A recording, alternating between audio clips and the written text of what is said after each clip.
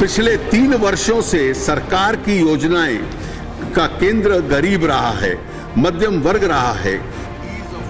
जेटली के बजट भाषण का सिर्फ यही वो एक हिस्सा है जो मिडिल क्लास यानी देश की करीब 55 करोड़ आबादी को सुनने में अच्छा लग सकता है, क्योंकि ये कहने के अलावा जेटली की पोटली में मिडिल क्लास के लिए कुछ भी नहीं था।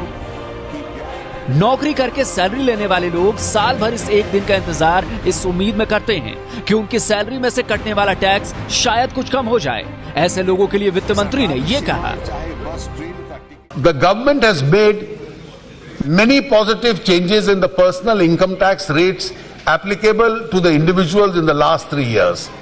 Therefore, I do not propose to make any further changes in the structure of the income tax for individuals. यानी न आयकर छूट की सीमा बढ़ी, न टैक्स स्लैब में कोई बदलाव हुआ।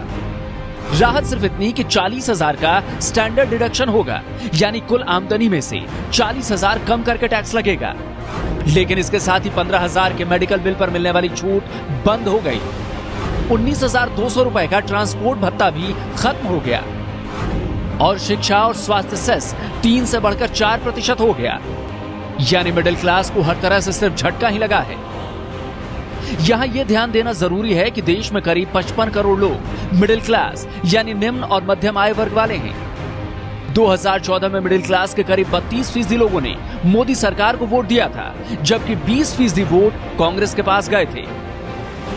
सत्ता में आने के अगले ही साल वित्त मंत्री अरुण जेटली ने कहा था कि मिडिल क्लास अपना ख्याल खुद रखे। इस बजट में भी मिडिल क्लास को लेकर जेटली का रवैया कुछ ऐसा ही दिखा।